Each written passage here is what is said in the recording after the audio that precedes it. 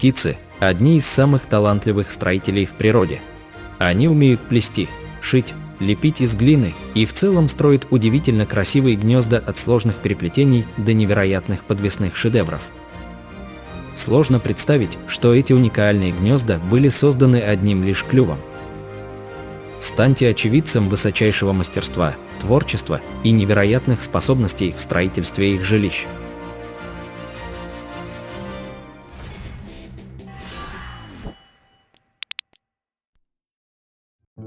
Птица-портниха. Эта маленькая птичка умеет шить, она строит удивительно красивые гнезда, сшивая листья между собой. В результате получается уютная колыбель для ее птенцов.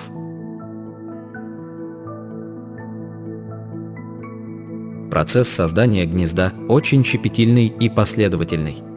Сначала она выбирает рядом растущие листья или один крупный лист. Затем делает по краям отверстия, где вместо иголки использует свой тонкий острый клюв. Благодаря своим маленьким когтистым лапкам птица соединяет листья и клювом плотно сшивает их между собой. Все это делается с помощью самодельной нити из паутины, шерсти и пуха. Такую нить она предварительно скручивает, а также смачивает собственной слюной, чтобы нить еще и приклеивалась к листу. Сшивая листья, портниха может сделать до 10 швов. И если для гнезда выбирается один крупный лист, то птица сворачивает края листьев, делая небольшой заостренный мешочек. После того, как контуры листа прочно сшиты и оболочка гнезда готова, самка наполняет его мягким пухом. Исследователи убеждены, что такие гнезда очень удобны с точки зрения маскировки и защиты птенцов, так как зеленые листья продолжают расти на ветке и ничем не выделяются на общем фоне, а само гнездо скрыто от посторонних глаз. Птица-ткач. Это очень умелая птица, которая плетет гнездо из травы, листьев и тонких веток. Искусно переплетая растительные волокна, она формирует сложную и часто свисающую конструкцию. Гнезда ткачей имеют самые разнообразные формы, но чаще похожие на свисающую корзинку или рукавицу. При строительстве гнезд они проворно завязывают различные узлы для его укрепления. Птица-ткач очень тщательно вплетает материалы, создавая прочную и надежную конструкцию. С виду гнездо ткача выглядит очень красиво, а сложное плетение лишь подчеркивает мастерство строительства. Эти птицы часто гнездятся в степях, лугах, тростниках, а также в лесах на деревьях.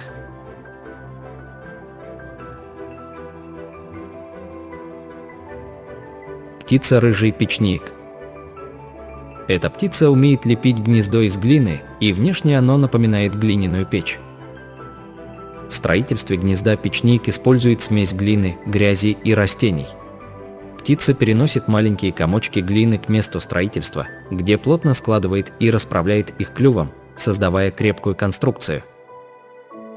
Вначале строится надежный и прочный фундамент, затем птица старательно лепит стенки гнезда и все вместе соединяет в арку. Внутри гнездо выстилается сухой травой, мягкими перьями и пухом. Получается уютный домик, вылепленный из глины. Создание гнезда занимает от недели до месяца. Стоит отметить, что во время строительства гнезда печник переносит от 1500 до 2000 так называемых порций глины, общая масса которых составляет от 3 до 5 килограммов.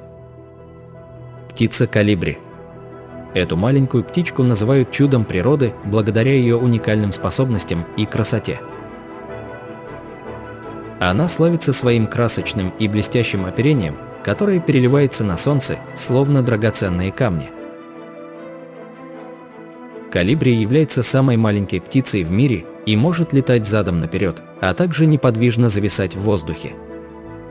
Они строят очень маленькие, уютные и аккуратные гнезда чашеобразной формы, которые располагаются на кустарниках, ветках деревьев и выглядят очень красиво.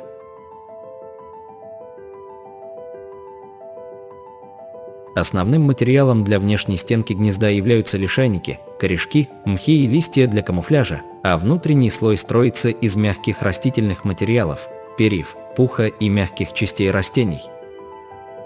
Все компоненты гнезда тщательно скрепляются паутиной для большей прочности. При строительстве жилища колибри использует слюну в качестве клеящего вещества, что очень помогает укрепить и стабилизировать гнездо. Благодаря этому птицы могут прикреплять свои маленькие гнездышки даже к кончикам листьев растений.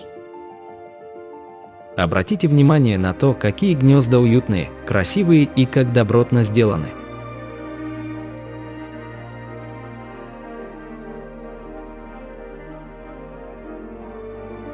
Птица ремес. Уникальность гнезда этой птицы заключается в его форме и способе строительства. Они вьют гнезда в виде сумки или варежки, подвешивая их на тонких ветвях над водой, используя растительный пух и другие мягкие материалы, такие как шерсть животных и паутину. В начале строительства гнезда ремезы формируют кольцо из растительных волокон, которое крепится к веткам. Затем кольцо методично оплетают материалами, создавая форму сумки или варежки с узким входом. Такая конструкция гнезда обеспечивает хорошую теплоизоляцию и защиту от хищников, а также повышенную устойчивость к погодным условиям.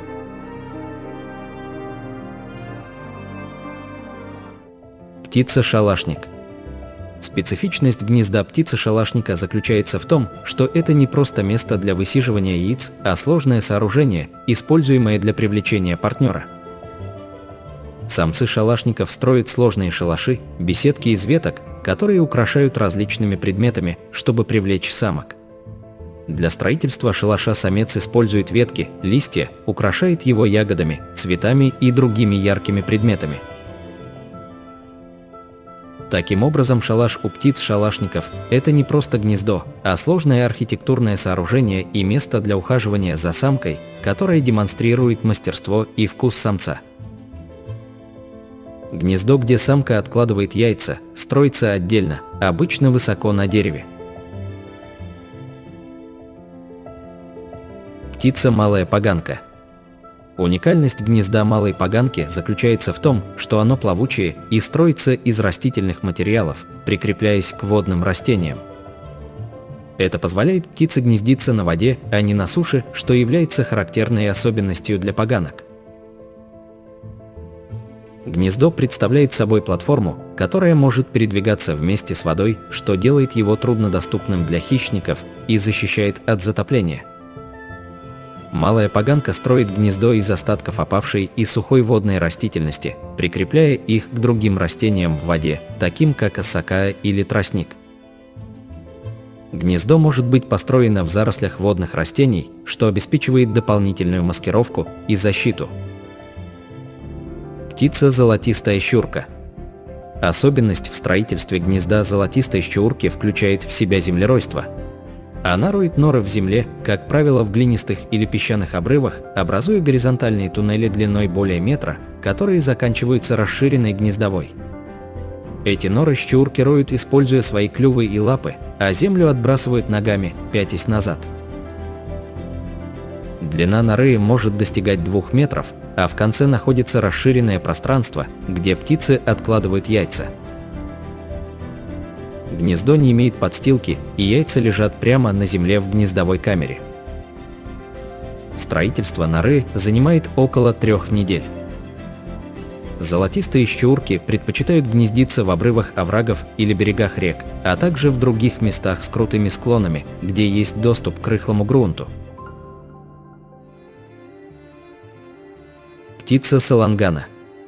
Это некоторые виды стрижей, обитающие в Юго-Восточной Азии, которые строят уникальные гнезда, состоящие в основном из застывшей слюны птиц, и являются деликатесом в китайской кухне. Саланганы строят гнезда на скалах и в пещерах, прикрепляя их к вертикальным поверхностям, создавая небольшую платформу или чашеобразную структуру. Гнездо формируется слоями, при этом слюна постепенно затвердевает, образуя прочную основу. Усердно работая, шаг за шагом птица создает прочное жилище в виде маленькой и уютной колыбели.